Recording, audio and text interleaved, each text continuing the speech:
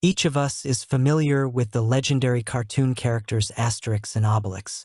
These funny and at the same time brave Gauls have always caused the viewer sympathy, laughter, and even admiration. You bet, a small tribe with two strong warriors, not without magic of course, gives a rebuff to the great Roman Republic. But how in reality was the War of Rome in Gaul? Who were its main heroes? Let's understand together. Who are the Gauls? The ancient Greek historians, in particular Herodotus, for the first time mentioned the tribes of the Celts, living in the northwest of Greece. In the 3rd century before Christ, another name appears, Galata, which later transformed into Gauls. So there are two names of the same group of tribes, Celts and Gauls. Gaul was not something united, it consisted of many tribes, some of which had their own power. Until the 3rd century before Christ, they managed to make themselves quite loud in Europe. The tribes of the Senans. They lived in the north of the Apennine Peninsula, and their leader Brennus in the 4th century before Christ even fought with the Etruscans and tried to capture Rome. The tribes of the Galatians. After the fall of Alexander the Great's empire, they attacked the northern provinces of Greece, then moved to Asia Minor and for a short period founded the state of Galatia. The tribes of the Britons. This is a whole conglomerate of tribes, Caledonians, Iceni, Dobans, and others. They eventually conquered all the British Isles. Most of the Celtic tribes remained to live on the territory of modern France, Switzerland, and Belgium. Their nearest neighbors were the Germans and the powerful Roman Republic. Among the Gauls themselves, there were two camps, supporters of union with Rome and supporters of independence. The former believed that Rome could help in case of constant Germanic raids.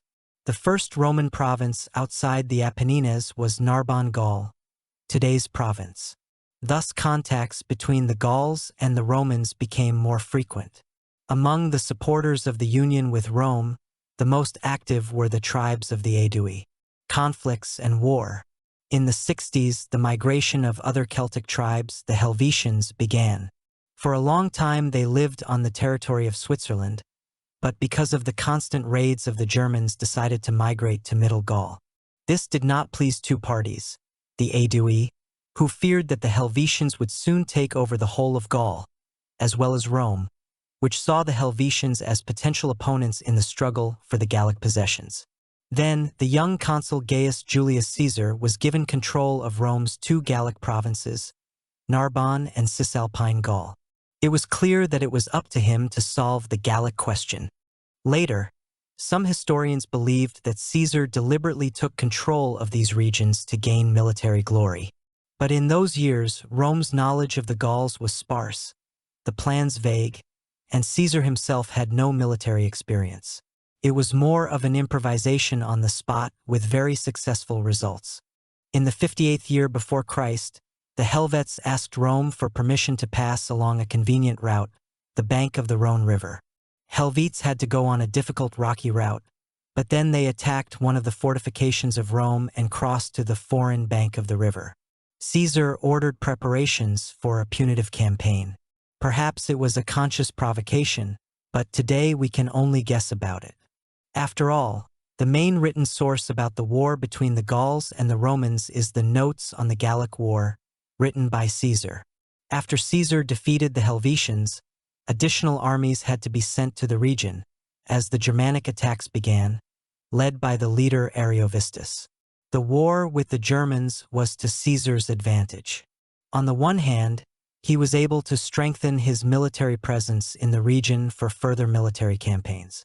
On the other hand, he established himself as a defender of the Gauls against the Germans. There was even a cunning move: those Gallic tribes that paid tribute to the Germans were exempted from taxes for a while. It was in the war with the Gauls Caesar used the principle, divide and conquer. A year later, Caesar was already fighting with the tribe of Belgae, and another year later went to the lands of the Travers. Soon was captured practically all southern and eastern part of modern France. In parallel with these wars, Gaius Julius made expeditions to the Germans and twice tried to conquer the Gauls in the British Isles. As Roman legions traveled to other regions, the Gauls made numerous attempts at rebellion. The most famous was the Belgae. It was brutally crushed. Even heavy punishment did not frighten the Gauls. They continued their resistance. In central France, there was a tribe called the Arverni. Formally, they recognized the power of Rome, but there were no Roman officials or legions. It was their leader Vercingetorix began to gather troops, as well as to unite neighboring Celtic tribes for war with Rome. In the 52nd year of Christ began one of Rome's heaviest campaigns in the war with the Gauls. In September, at the Battle of Alesia, Caesar inflicted a decisive defeat on the Arverni and Vercingetorix. Even today, historians consider this battle to be the decisive battle of the Gallo-Roman War, although there were several other rebellions suppressed by Rome. For Rome itself, it was a significant expansion of its borders. Many Gauls began to adopt Roman culture, which gave rise to the term Gallo-Roman, the construction of roads, aqueducts, and large fortresses in what is now France began.